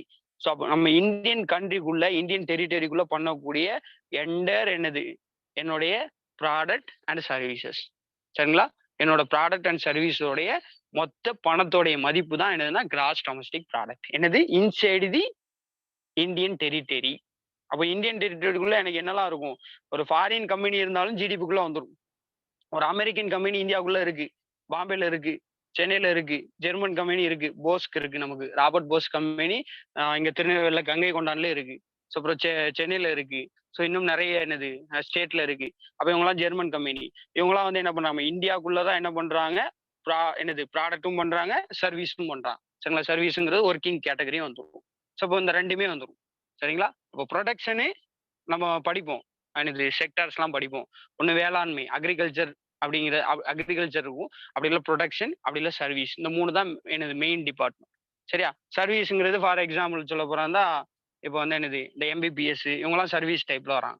So இந்த மாதிரி கேட்டகரியில் என்னது சர்வீஸ் பண்ற துறைன்னு சொல்லி, சேவை துறைன்னு சொல்லி சொல்லுவாங்க. இந்த வணிக போக்குவரத்து, டிரான்ஸ்போர்ட்டேஷன், ஸோ இதெல்லாம் வந்து என்ன சேவை துறைக்குள்ள வரும். சேவை, மக்களுக்கு சேவை பண்ற மாதிரி, சரியா?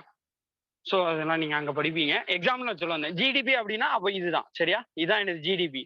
இந்த ஜிடிபி பொறுத்த வரைக்கும் ஒரு முக்கியமான என்னது, இது ஒரு முக்கியமான என்னது, இது வந்து ஒரு நாட்டினுடைய பொருளாதாரத்தை எக்கனாமியை இண்டிகேட் பண்ணக்கூடிய இம்பார்ட்டன்ட் டேம் இது கிடையாது அப்படின்னு சொல்லிட்டு சொல்லியிருப்பாங்க. யாருன்னா எக்கனாமி துறையில முதல்ல நோபல் பரிசு பெற்ற அமர்த்தியா சென்னு சொல்லிட்டு நம்மளுடைய இந்தியன் எக்கனாமிஸ்ட், சரியா? ஸோ அமர்த்தியா சென் சொல்லி சொல்லுவாங்க, ரொம்ப முக்கியம். பொருளாதார துறையில் முதல்ல நோபல் பரிசு பெற்ற இந்தியர்னே ப்ரீவியஸ் இயர்ல நிறைய கேட்டிருப்பான். அமர்த்தியா சென் இவர் சொல்லியிருப்பார், ஜிடிபி ஒரு என்னது உண்மையான டெர்மினாலஜி கிடையாது ஒரு நாட்டினுடைய எக்கனாமியை இண்டிகேட் பண்றதுக்கு அப்படின்னு சொல்லி சொல்லுவாங்க. ஏன்னா இதுல வேற நாட்டினுடைய ஆதிக்கமும் இருக்கு. அதனாலதான் என்ன சொல்லுவாங்க, ஜிஎன்பின்னு சொல்லுவாங்க. ஜிஎன்பி அப்படின்னா என்ன அப்படின்னா கிராஸ் நேஷனல் ப்ராடக்ட். அப்படின்னா என்னன்னா டோட்டல் அவர் நேஷனல் பண்ணக்கூடிய ப்ராடக்ட். பாருங்க, நம்ம national only by Indian national, இது only by Indian territory, inside the Indian territory. ஆனா யாரை வேணாலும் இருக்கலாம், ஒரு அமெரிக்காக்காரங்க வந்து பண்ணாலும் அது நம்ம ஜிடிபிக்குள்ள கால்குலேட் ஆயிடும். ஆனா ஜிஎன்பி அப்படின்னா என்ன அப்படின்னா இந்தியன் நேஷனல். ஃபார் எக்ஸாம்பிள் என்னது வேற ஆப்பிரிக்கா, அமெரிக்கா, ஸ்ரீலங்கா, சரிங்களா, பர்மா, சொந்த சில பங்களாதேஷ், ஸோ இந்த மாதிரி மொத்த நாடுகளுக்கெல்லாம் போய் என்னது வருமானம் பண்ணி என்ன பண்ணுவாங்க அப்படின்னு சொன்னா நம்ம நாட்டுக்குள்ள கொண்டு வராங்க. ஸோ இந்தியன் நேஷனல் உலகத்துல எங்க போய் அவங்க கொண்டு வந்தாலும் that is cross national product அப்படின்னு சொல்லிட்டு என்ன பண்ணுவாங்க. ஸோ இது வந்து எனது ஜிஎன்பி, இதுதான் நம்ம நாட்டினுடைய உண்மையான எனது வருவாய்ன்னு சொல்லலாம். ஏன்னா நம்ம இந்திய மக்களால வருவாய் ஈட்டப்படுறது, இது நம்ம இந்திய நாட்டினுடைய வருவாயாகும். ஆனா கிராஸ் டொமஸ்டிக் ப்ராடக்ட்ங்கிறது இந்தியாவுக்குள்ள இருந்து மத்த எனது நாட்டுக்காரங்க கூட பண்ணி என்ன பண்ணிருப்பான், அவன் கண்ட்ரிக்கு தான் இதை அனுப்பி விடுவான், அவன் ஃபேமிலிக்கு தான் அனுப்புவான், அவன் நாட்டுக்குள்ள தான் இந்த பணம் போகும். சரிங்களா? ஸோ இதான் எனது ஜிடிபி ஜிஎன்பி. இப்போ இந்த ஜிடிபில இருந்து மைனஸ் டிப்ரிசியேஷன் அப்படின்னு சொல்லுவாங்க. அப்படின்னா என்னன்னா என்டிபி, நெட் டொமஸ்டிக் ப்ராடக்ட். அதே மாதிரி ஜிஎன்பில இருந்து மைனஸ் டிப்ரிசியேஷன் அப்படின்னா என்னன்னா என்னது நெட் நேஷனல் ப்ராடக்ட். சரியா? அப்ப ஜிடிபி ஜிஎன்பி ரெண்டுல இருந்து டிப்ரிசியேஷன் பண்ணிட்டா கிராஸ்ங்கிறது நெட்டா மாறிடும். ஸோ இதே மாதிரி கேசஸ் தான் அங்க என்னது இந்த டிப்ரிசியேஷனை கழிக்கிறது, இந்த out going for repair charge வந்து கழிக்கிறது, இப்படிலாம் கழிச்சு ஒரு வேல்யூ சொல்றாங்க, தட் இஸ் ரெண்டபிள் வேல்யூ அப்படின்னு சொல்லி சொல்றாங்க. சரியா? ஒரு ரெசிடென்ஷியல் பில்டிங் அப்படின்னா 6 to 10% of the estimated cost. So அந்த பில்டிங்கோட காஸ்ட் எஸ்டிமேஷன் கார்டு எவ்வளோ வருதோ அதுக்கு 6 to 10% என்னது ரெண்டல் வேல்யூ வைக்கலாம் அப்படின்னு சொல்லி சொல்றாங்க. ஸோ அதே மாதிரி என்னது, ஸோ நான் ரெசிடென்ட்னா 12%. பாருங்க, கிராஸ் இன்கம்னா என்ன, ஒரு பில்டிங்கை நான் ரெண்டுக்கு விடுறேன், ரெண்டுக்கு விடும்போது நான் இது போன கிளாஸ்ல சொல்லியிருப்பேன். ஃபார் எக்ஸாம்பிள் நான் 12,000 ரூபாய்க்கு ரெண்டுக்கு விடுறேன் எப்படின்னா, அந்த 12,000ங்கிறது எனக்கு என்னது கிராஸ் இன்கம். இந்த 12,000த்துல எனக்கு மாசம் ஒரு ரிப்பேர் சார்ஜ்னு சொல்லிட்டு அது மெயின்டெனன்ஸ் சார்ஜா இருக்கலாம், ரிப்பேர் சார்ஜா இருக்கலாம், அதை மெயின்டைன் பண்றதுக்குள்ள ஓவரால் சார்ஜா இருக்கலாம். இதுக்குன்னு சொல்லிட்டு எனக்கு ஒரு 2,000 ரூபாய் போயிட்டு அப்படின்னு சொன்னா இப்ப நான் என்ன பண்ணிடுவேன் 12,000 பிளஸ் என்னது 2,000 மொத்தம் எனக்கு எவ்வளோ 14,000 ரூபாய் வரும். சரிங்களா? எனக்கு வந்து நெட்டா எனக்கு கைக்கு வந்து நான் ரெண்டு கொடுக்கணும் அப்படின்னு சொன்னா இப்ப நான் ரெண்டுக்கு 10,000 ரூபாய் கொடுக்கணும்னு நினைக்கிறேன். சரியா? எனக்கு வந்து மாசம் என்னது ரெண்டுக்கு நான் 10,000 ரூபாய் என் கைக்கு நெட் இன்கமா வரணும்னு நினைக்கிறேன் அப்படின்னா நான் 10,000 ரூபாய் கொடுக்க மாட்டேன். நான் என்ன பண்ணுவேன், 12,000 ரூபாய் கொடுத்துருவேன். 12,000 ரூபாய்க்கு நான் 12,000 ரூபாய் ரெண்டு கொடுத்தாதான், என்னுடைய வீட்டை கொடுத்தாதான் எனக்கு 12,000 ரூபாய் வரும்போது 2,000 ரூபாய் நான் என்ன பண்ண முடியும், ரிப்பேருக்காண்டி யூஸ் பண்ணிட்டு 10,000 ரூபாய் எனக்கு நெட்டா கையில கிடைக்கும். That is rent value. அதுதான் ஆக்சுவல் ரெண்ட் வேல்யூ. என்னோட ரெண்டுக்கு என் கைக்கு வரக்கூடிய value, that is rental value. அந்த 2,000ங்கிறது அவன் 12,000 தான் தந்தான், ஆனா 2,000ங்கிறது அதை ரிப்பேர் பண்றதுக்கே எனக்கு மாசம் சரியா போயிடும். அப்போ 10,000 தான் ஆக்சுவல் ரெண்டல் வேல்யூ. சரியா? எப்படிங்கிற மாதிரி சொல்றான். ஸோ 6% to 10%, இது 12% நான் ரெசிடென்ஷியல் அப்படின்னா. ஸோ நெக்ஸ்ட் ரொம்ப முக்கியமானது, இது வந்து நம்மளுடைய கவர்மெண்ட் ப்ரொவிஷன். சரிங்களா? நம்ம கவர்மெண்ட் ஒரு பில்டிங்கை பர்ச்சேஸ் பண்ணும்போது பண்ணக்கூடிய, ரெண்டுக்கு பர்ச்சேஸ் பண்ணும்போது நடக்கக்கூடிய ப்ராசஸ். ஆனா ஒரு ஜென்ரலாவே ஒரு ரெண்டு ஃபிக்சேஷனுக்கு ஒரு ஓனர் வந்து என்ன பண்றாங்க, எக்ஸ்பர்ட் என்னது 2% ஹையர் தன் தி என்னது ப்ரிவேலண்ட் அப்படின்னா பேங்க் இன்டரப்ஷன் சொல்லி சொல்றாங்க. சரிங்களா? To cover up the risk of his investment. So எவ்வளவு இன்வெஸ்ட் பண்றாங்களோ, சரிங்களா, அதுல இன்வெஸ்ட் பண்றதுல ஏதாவது ரிஸ்க், இது ஆல்ரெடி நான் போன தடவை சொன்னேன். இந்த 2%ங்கிறத நம்ம போன தடவை நம்ம நோட்ஸ்லயே பார்த்தோம். சரிங்களா?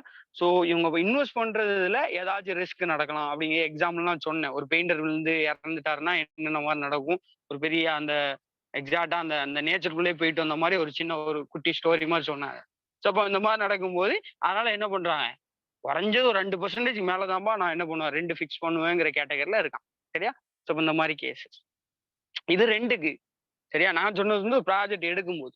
ஸோ இதே மாதிரி ரெண்டு இது பண்ணும்போது என்ன ப்ராப்ளம்னாலும் நடக்கலாம். ஸோ அந்த மாதிரி கேஸ்லாம் இருக்கு. சரிங்களா? ஸோ நெக்ஸ்ட் என்னன்னா இயர் பர்ச்சேஸ். மெசேஜ் யார் போட்டிருக்குங்க? ஓகே அப்புறம் போட்டாதான் காட்டுதான். சரி, thank you. Next year purchase. So year பர்ச்சேஸ்னா என்ன, ரொம்ப முக்கியமானது. இந்த ரெண்டு ஃபார்முலா தெளிவா படிச்சிங்க, சின்ன சம் மாதிரி கொடுத்துருவாங்க. இயர் பர்ச்சேஸ்னா 1+I/S. சரிங்களா? ஐயும் எஸ்ஸும் என்ன அப்படின்னு சொன்னா என்னது, நமக்கு டெசிமல்ல சப்ஸ்டிட்யூட், பெர்சன்டேஜ்ல எஸ்னா சிங்கிங் ஃபண்டு, ஐனா என்னது ரேட் ஆஃப் இன்ட்ரெஸ்ட். இந்த ரெண்டையுமே என்ன பண்ணிடணும் அப்படின்னு சொன்னா டெசிமல்ல தான் சப்ஸ்டிட்யூட் பண்ணணும். எதுல பண்ணிடக்கூடாது, பெர்சன்டேஜ்ல சப்ஸ்டிட்யூட் பண்ணணும். பெர்சன்டேஜ்ல சப்ஸ்டிட்யூட் பண்ணி கேன்சல் பண்ணா ஆன்சர் ஆப்ஷன்ல வச்சிருப்பான். டெசிமல்ல பண்ணணும். டெசிமல்னா என்ன, டிவைடட் பை 100, அதாவது ஃபிராக்ஷன்ல சப்ஸ்டிட்யூட் பண்ணணும், ஃபேக்டர்ல சப்ஸ்டிட்யூட் பண்ணணும். ஸோ அப்படி பண்ண அப்படின்னு சொன்னா கிடைக்கும். அது இன்னொரு ஃபார்முலா என்ன, 100 ரேட் ஆஃப் இன்ட்ரெஸ்ட். வெறுமனா ரேட் ஆஃப் இன்ட்ரெஸ்ட் மட்டும் கொடுப்பான், 100 டிவைடட் பை அதை போட்டோன்னா முடிஞ்சு போச்சு. சரியா? ஸோ அதுல ஒரு உதாரணத்துக்கு 14, அப்படி இல்லை ஒரு 20, 22 இந்த மாதிரி இயர் வரும். அப்போ 22 இயருக்கு பர்ச்சேஸ் பண்றதுக்கு இது ஒருத்து இப்படிங்கிற மாதிரி சொல்லுவாங்க. ஆக்சுவலா இயர் பர்ச்சேஸ் அப்படின்னா என்னன்னா ஒண்ணுமே கிடையாது. இது ஒரு capital sum of amount. So ஒரு கேபிட்டல் வேல்யூ, ஒரு கேபிட்டல் அமௌண்ட். சரிங்களா? Require to be invested in order to receive an annuity of ₹1 at a certain rate of interest. ஒரு குறிப்பிட்ட ரேட் ஆஃப் இன்ட்ரெஸ்ட்ல ஆன்யூட்டி ₹1 ஆன்யூட்டி ₹1 வரதுக்கு நான் இன்வெஸ்ட் பண்ணக்கூடிய capital value. சரிங்களா? Capital value. ஸோ இதனுடைய ரேஞ்ச் தான் என்ன அப்படின்னு சொன்னா இயர் பர்ச்சேஸ் சொல்லி சொல்றாங்க. இதுல பார்த்தோம் அப்படின்னு சொன்னா ஆன்யூட்டினா என்னன்னு நம்ம பார்க்கணும். சரிங்களா? ஆன்யூட்டிங்கிறது எழுதலையா?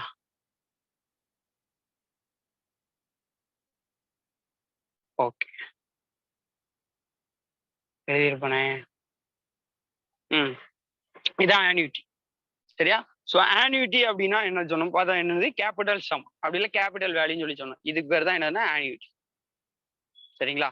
நான் எழுதாம விட்டுருக்கேன். ஆன்யூட்டிங்கிறது என்னது? ஐ. ஸோ இது நம்ம சிங்கிங் ஃபண்டுக்கு அடுத்தும் இந்த இதை படிச்சோம். சரிங்களா? ஸோ ஆன்யூட்டிங்கிறது என்னது? எஸ் இன்டு ஐசின்னு சொல்லி படிச்சோம். சரிங்க. எஸ்ங்கிறது சிங்கிங் ஃபண்டு, ஐசிங்கிறது கோஎஃபிஷியன்ட் ஆஃப் என்னது? ரேட் ஆஃப் இன்ட்ரெஸ்ட் சொல்லி படிச்சோம். கோஎஃபிஷியன்ட் ஆஃப் இன்ட்ரெஸ்ட் சொல்லி படிச்சோம். சரியா? ஸோ இப்போ ஆன்யூட்டிங்கிறது கேபிட்டல் சம் வேல்யூ. ஸோ அது என்னது? Net income into year purchase. சரியா? ஸோ நெட் இன்கம் எவ்வளோ இயருக்கு பர்ச்சேஸ் பண்றதுக்கு உண்டான capital sum of value. So அதை மல்டிப்ளை பண்ணிட்டு அப்படின்னு சொன்னா எனக்கு கேபிட்டல் சம் கிடைச்சிடும். சரியா? ஸோ இதுக்கப்புறம் காண்டின்ஜென்சிஸ் ரொம்ப ரொம்ப முக்கியமானது. காண்டின்ஜென்சிஸ் சொல்லி சொல்லுவாங்க.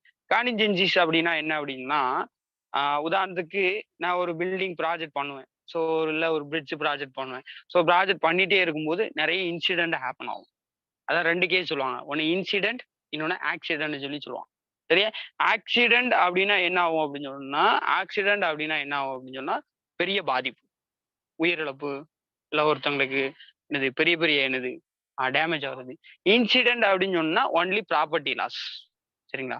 அதாவது ஒரு பொருள், ஒரு மிஷின் ரிப்பேர் ஆகி ஒரு மிஷின் மேல இருந்து கீழே வந்து உடஞ்சு போறது. ஸோ இந்த மாதிரி. சரியா? ஸோ அப்போ இன்சிடென்ட், ஆக்சிடென்ட் ரெண்டையும் கரெக்டா பார்த்தோம். சரியா? ஸோ இப்போ இன்சிடென்ட் கேஸை இது பண்ணி தான் ஒரு திடீர்னு லேபர்ஸ்லாம் ஒர்க் பண்ணிருக்காங்க. ஒரு மிஷின் கீழே விழுந்து போச்சு. இல்ல ஏதோ ஒரு ஒர்க் பண்ணிட்டே இருக்கும்போது ஒரு மெட்டீரியல் என்னதுன்னா நம்ம நிக்கக்கூடிய சட்டன் மெட்டீரியல் ஃபெயில் ஆயிட்டு. இல்ல ஏதோ ஒரு கேஸ் இந்த மாதிரி ஏதோ ஒரு due to any reasonable cases ஏதாவது இன்சிடென்ட் ஹேப்பன் ஆயிட்டு அப்படின்னா, ஸோ அதுக்கு என்ன அப்படின்னா அந்த இன்சிடென்ட்டை கன்சிடர் பண்ணியும் எஸ்டிமேஷன் அமௌண்ட்ல சம் பெர்சன்டேஜ் என்ன பண்ணுவாங்கன்னா எக்ஸ்ட்ரா கோட் பண்ணிப்பாங்க. ஸோ அதுதான் எவ்வளோன்னா 3 to 5% ஆஃப் தி எஸ்டிமேட்டட். இப்போ ப்ராஜெக்ட் பண்றதுக்கு என்னது? இப்போ உதாரணத்துக்கு எக்ஸாம்பிள் சொல்றேன். ஒரு 100 லட்சம் அப்படின்னா ஒரு 3% தான் 5% எக்ஸ்ட்ரா. எவ்வளோ? 103 to 105 லட்சம் கேட்பாங்க. சரியா? 100 லட்சம் இல்லாம 105 லட்சம் வரை கேட்பாங்க. ஏன் அப்படின்னா இந்த 3 to 5 லட்சம் எதுக்காண்டி? இது எதுக்காண்டி அப்படின்னு சொன்னா இந்த மாதிரி ஏதாவது இன்சிடென்ட் ஹேப்பன் ஆயிட்டு அப்படின்னு சொன்னா அந்த லாஸை என்னது நிவர்த்தி பண்றதுக்காண்டி, நல்லிஃபை பண்றதுக்காண்டி ஒண்ணு. சரியா? அப்ப காண்டிஜென்சி எவ்வளவு இருக்கும் கேட்கலாம். காண்டிஜென்சி எதை இண்டிகேட் பண்ற? இன்சிடென்டலா, ஆக்சிடென்டலா, இந்த மாதிரி வேற எதுவுமா அப்படி கேட்கலாம். அப்ப இன்சிடென்டல் கேஸ் 3 to 5% எடுக்கும். ஸோ ஃபைனலா பார்த்தா அப்படின்னா டூல் அண்ட் பிளான். சரிங்களா? ஸோ டூல்ஸ், பிளான்ஸ், சரிங்களா? பிளான்ட் எல்லாம் பார்த்தோம் அப்படின்னு சொன்னா என்னது? நமக்கு patching plan, so concrete production plant இருக்கு. ஸோ இந்த மாதிரி நிறைய இருக்கு. ஸோ இந்த பிளான்ட்டுக்குலாம் எவ்வளோனா டோட்டல் ப்ராஜெக்ட்ல 1 to 1.5% என்னது எஸ்டிமேட் கோட் பண்ணுவோம். சரியா? நெக்ஸ்ட் என்ன? செப்டிக் டேங்கை பத்தி சொல்றாங்க. செப்டிக் டேங்கை பொறுத்த வரைக்கும் ஒரு பில்டிங்கோடைய காஸ்ட்ல 3 to 4%க்குள்ள என்னது செப்டிக் டேங்கோடைய காஸ்ட் இதுவே வந்துடும். அப்போ ஒரு செப்டிக் டேங்க் பண்றதுக்குண்டான காஸ்ட் எவ்வளவு வந்துன்னா ஒரு பில்டிங் பண்றதுக்கு எவ்வளவு காஸ்ட் ஆகுதோ அதுல 3 to 4% வருது. ஃபைனலா என்னது? லேபர் காஸ்ட் எவ்வளவு வரும் அப்படின்னா ஒரு டோட்டல் காஸ்ட் ஆஃப் தி ப்ராஜெக்ட்ல 25% லேபர் காஸ்டே வந்து 75% என்னது? 25% இந்த லேபருக்கே என்னது போயிடும். மிச்சம் 75% தான் இவங்களுக்கு வந்து என்னது ப்ராஃபிட். அதான் எக்ஸப்ட் தேர் என்னது அந்த மெஷினரி இன்வெஸ்ட்மெண்ட். ஒரு ப்ராஜெக்ட்ல 25% லேபருக்கே போயிடும், 75% ப்ராஃபிட். லேபருக்குலாம் வந்து என்னது சேலரி போக ஒரு 75% இவங்களுக்கு கிடைக்கிற மாதிரி தான் இந்த லேபர்ஸோட சேலரிலாம் ஃபிக்ஸ் பண்ணும். ஸோ இவருக்கு இவ்வளோ, மேனேஜருக்கு இவ்வளோ, அந்த 25%க்குள்ள தான் அலோகேட் பண்ணி இவ்வளோ அமௌண்ட், இவ்வளோ சேலரி, என்னென்ன போஸ்ட் அப்படின்னு சொல்லிட்டு என்ன பண்ணுவாங்க? ரெக்ரூட்மெண்ட் வெளியிடுவாங்க. சரியா? ஸோ இதெல்லாம் நம்ம பார்த்துருக்கோம். ஸோ ஃபைனலாக ஒன்று இந்த அவுட் டர்ன் அப்படி இல்லை டாஸ்க் ஒர்க்குன்னு சொல்லிட்டு கேட்டாங்க. ஸோ அது மொத்தம் லைட்டாக பார்ப்போம். அதோட இன்னைக்கு கிளாஸ் முடியுது.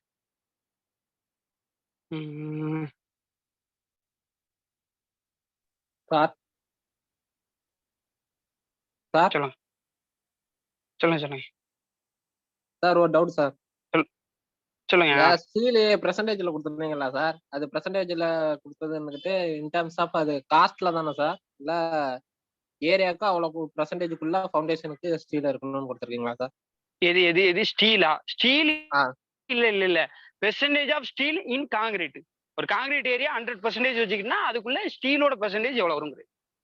இப்ப நீங்க மினிமம் அதுதான். நீங்க ஆர்சிசில படிச்சிருப்பீங்க. மினிமம் ஏரியா ஆஃப் ரெயின்போர்ஸ்மென்ட் சொல்லிட்டுலாம் படிச்சிருப்பீங்க. ஸ்லாபுக்கு பார்த்தீங்கன்னா 0.12%. அதே மைல்டு ஸ்டீல்ல இருந்தா 0.15%. இப்படிலாம் அதான் சார், படிச்சிருப்பீங்க. அதுக்கு தான் சார் கேட்டேன். எஸ்டிமேஷன்ல படிக்கும்போது காஸ்ட்டுக்கு வந்துருமோன்னு சொல்லிட்டு அந்த ஒரு டவுட் சார். இல்ல. இது வந்து ஒரு எஸ்டிமேஷன் இன்ஜினியருக்கு தெரியணும். ஒரு பீம் ஸ்ட்ரக்சருக்குள்ள எவ்வளவு வந்து பண்ணுவாங்க அப்படிங்கிறது தெரியணும். ஸோ அதை பேஸ் பண்ணி என்ன பண்ணுவாருன்னா, அவரு இவ்வளவு பெர்சன்டேஜ் ஆஃப் ஸ்டீலுக்கு எவ்வளவு காஸ்ட் வருங்கிற மாதிரி அந்த மினிமம் கோட்டிங் ஆண்டி மினிமம். ஏன்னா ஃபர்ஸ்ட் ஒரு ப்ராஜெக்ட் வாங்குறதுக்கு முன்னாடி என்டையர் ஸ்ட்ரக்சரல் டிசைன்லாம் கிடைக்காது. ஸோ இப்போ அப்படிங்கும்போது என்ன பண்ணணுமோ அதுக்காண்டி ஒரு மினிமமா அவருக்கு தெரிய வேண்டியது. சரிங்க சார். தேங்க்யூ. ஸோ நெக்ஸ்ட் என்னன்னா டாஸ்க் அப்படி இல்லைன்னா அவுட்டன், டாஸ்க் ஒர்க் அப்படி இல்லை அவுட்டன். இந்த டாஸ்க் ஒர்க்குங்கிறது லாஸ்ட் கிளாஸ்லேயே பார்த்தோம், நம்ம நோட்ஸ்ல இருந்துச்சு. அதாவது ஒரு லேபர் வந்து 8 மணி நேரத்துக்கு ஒரு நாளைக்கு எவ்வளோ ஒர்க் பண்ண முடியுமோ தட் இஸ் கால்ட் அஸ் என்ன டாஸ்க் ஒர்க் அப்படி இல்லை அவுட்டன் சொல்லுவாங்க. சரியா? ஸோ அதான் இங்கே டீட்டெயில் கொடுத்துருப்பாங்க. ஒரு சிமெண்ட் காங்கிரீட் ஃபவுண்டேஷன், சரிங்களா, ஒரு மேசன். ஸோ ஒரு மேசனால ஒரு நாளைக்கு 8 மணி நேரம் ஒர்க் பண்ணாங்கன்னா எவ்வளோ முடிக்க முடியும் அப்படின்னு சொல்லிட்டு சொல்லியிருப்பாங்க. எவ்வளோ அப்படின்னா சொல்லியிருக்காங்க பாருங்க, 4.5 to 5 மீட்டருக்கு. ஃபார் எக்ஸாம்பிள் ஒரு ஃபவுண்டேஷன் வந்து நமக்கு டோட்டல் பில்டிங்கோட ப்ராஜெக்ட்டுக்கு ஃபார் எக்ஸாம்பிள் ஒரு 50 மீட்டர் கியூப் இருக்கு. ஸோ 50 மீட்டர் கியூப் இருக்கு. இந்த 50 மீட்டர் கியூப்பை நான் ஒரே நாளில் முடிக்கணும்னா என்ன பண்ணணும்? Divided by 5. ஏன்னா ஒரு நாளைக்கு 5 முடிக்கலாம். சரி, அப்போ டிவைடட் பை 5 போட்டா அப்போ 10. அப்போ 10 லேபர் நான் கொண்டு வந்துட்டேன் அப்படின்னு சொன்னா 10 லேபர் ஃபோர்ஸை யூஸ் பண்ண அப்படின்னா ஒரே நாள்ல 50 MQ காங்கிரீட் முடிச்சிடணும். சரி, இல்ல எனக்கு 2 நாள் வரை எடுத்து பண்ணலாம் அப்படின்னா அவன் என்னது 5 லேபரை போட்டா போதும். ஸோ 5 லேபரை வச்சு என்னது 2 நாள் முடிச்சுக்கலாம். ஸோ அப்போ எனக்கு அந்த டைம் இம்பார்ட்டண்டா இல்லை வந்து எனக்கு என்னது மணி இம்பார்ட்டண்டா? ஸோ அந்த ரெண்டுல இந்த கேசஸ் ஃபேக்டரை பேஸ் பண்ணி என்ன பண்ணிடுவாங்க? ஸோ அதை என்ன பண்ணுவாங்க, நல்லிஃபை பண்ணி மாற்றி யூஸ் பண்ணுங்க. இதுக்காண்டி தான் இந்த அவுட் அண்ட் டாஸ்க் ஒர்க்குன்னு சொல்லிட்டு கொடுப்பாங்க. மேக்ஸிமம் இது கேட்க வாய்ப்பு இல்லை. சரியா? பட் ஜென்ரலா லைட்டா பாத்துங்க. ஏன்னா இந்த கேஸ் வந்து என்ன பண்ணுவாங்க அப்படின்னா ஒவ்வொரு புக்கு மாறும். ஏன் அப்படின்னா இது வந்து ஸ்டாண்டர்டா ஒரு கோடல் ப்ரொவிஷனா சொல்ல முடியாது நம்மளால. ஏன்னா இது based on the experience, based on the work nature. இப்போ உதாரணத்துக்கு பார்த்தோன்னா இந்தியாக்காரன் 1 மணி நேரத்துக்கு இவ்வளவு முடிப்பான். சரியா? அந்த இந்தியான்னு சொல்லிட்டேன். நம்ம தமிழ்நாட்டுக்காரங்க ஒரு மணி நேரத்துக்கு இவ்வளவு முடிப்பாங்க. அப்போ தமிழ்நாட்டுக்காரங்களாம் பார்த்தீங்கன்னா லேபர் நீங்க மேஷன்லாம் பாத்தீங்க அப்படின்னு சொன்னா 6 மணிக்கு கையை கழுவிடுவாங்க. 5 மணிக்கு மேலே என்னது ஒர்க்கை முடிக்கிறதுக்கு உண்டான பிளான்ல இறங்கிடுவாங்க. 6 மணிக்கு நீட்டா வெளியே போயிடுவாங்க. ஆனா இதே வந்து என்னது ஒரு நார்த் இந்தியன் லேபர் என்ன பண்ணுவாங்க அப்படின்னு சொன்னா நைட்டு 10 மணி வரை ஒர்க் பண்ணுவாங்க. ஸோ அப்போ இந்த கேசஸ்லாம் மாறும். ஸோ அதனால இதை பொறுத்த வரைக்கும் ஒரு எக்ஸாக்ட் டெர்மினாலஜிக்குள்ள வர முடியாது. ஒரு ஆவரேஜா அப்படி சொல்லியிருப்பாங்க. அதனால இது நிறைய கான்ட்ராவர்சி இருக்கும். அப்படிங்கிறனால இந்த மாதிரி கொஸ்டின் மேக்சிமம் ரைஸ் பண்ண மாட்டாங்கிறது என்னோட கெஸ். சரிங்களா? இருந்தாலும் நீங்க லைட்டா பாத்துங்க. ஏன்னா இவ்வளவு இதை நம்மளால மனப்பாடமும் பண்ண முடியாது. ஃபர்ஸ்ட் கேஸ் இவ்வளவு இதை நம்மளால மனப்பாடம் பண்ணவும் முடியாது. இது மனப்பாடம் பண்ண வேண்டிய அவசியமே இல்லை. ஏன்னா இதெல்லாம் ஸ்டாண்டர்டா நம்ம ரேட் ஆஃப் என்னது அந்த ஒர்க்ல இன்வால்மெண்ட்ல இருக்கும்போது ப்ராக்டிக்கல் அப்சர்வேஷன்ல நமக்கு தெரிய வேண்டிய ஒன்று. சரியா? அதனால லைட்டா மட்டும் பாத்துங்க. என்னோட கெஸிங் படி இதுக்கு கேட்கறாங்க அப்படின்னா ஒண்ணு கேட்கலாம், பிரிக் ஒர்க் மட்டும் கேட்கலாம். சரிங்களா? ஸோ அதனால நீங்க பிரிக் ஒர்க் மட்டும் கொஞ்சம் தெளிவா பாத்துங்க. பிரிக் ஒர்க் எங்க இருக்கு? Brick work in super structure, brick work in foundation. இந்த ரெண்டு மட்டும் கொஞ்சம் பாத்துங்க, வேற எதுவும் பார்க்கணும். சரிங்களா? Brick work in super structure அப்படின்னா 1.4 to 1.5, இது 1.2 to 1.4. அப்ப ஆன் ஆவரேஜா ஒரு 1.4 வரை வருது. சரிங்களா? ஸோ இதை மட்டும் பார்த்து. ஸோ இன்னும் உதாரணத்துக்கு சொல்றேன் பாருங்களேன். இப்போ 6 மீட்டர் கியூப், அப்போ 8 hours ஒர்க் பண்ணி ஒரு கால்குலேஷன் பாயிண்ட் சொல்றேன். 8 hours ஒர்க் பண்ணார் அப்படின்னு சொன்னா ஒரே ஒரு லேபரை வச்சு 6 மீட்டர் கியூப் முடிக்கலாம். சரியா? 6 மீட்டர் கியூப் முடிக்கலாம். ஸோ அப்போ நல்லா கவனிச்சிங்க, 1 மணி நேரத்துல எவ்வளவு முடிக்கிறாரு? 6/8. சரியா? அப்போ ஒரு பாயிண்ட் நான் வச்சுட்டேன் அப்படின்னு சொன்னா 0 சேர்த்துடலாம். அப்படிதானே? கேக்குதான் தெரியல. அப்போ 7 8s are 54. ஸோ மிச்சம் 40 வரும். அப்போ I8 40. சரியா? அப்போ 0.75. அப்போ இங்க என்ன சொல்ல வராங்க, 1 ஹவர்ல எவ்வளவு முடிக்கலாம்? புரியுதா உங்களுக்கு? ஹலோ,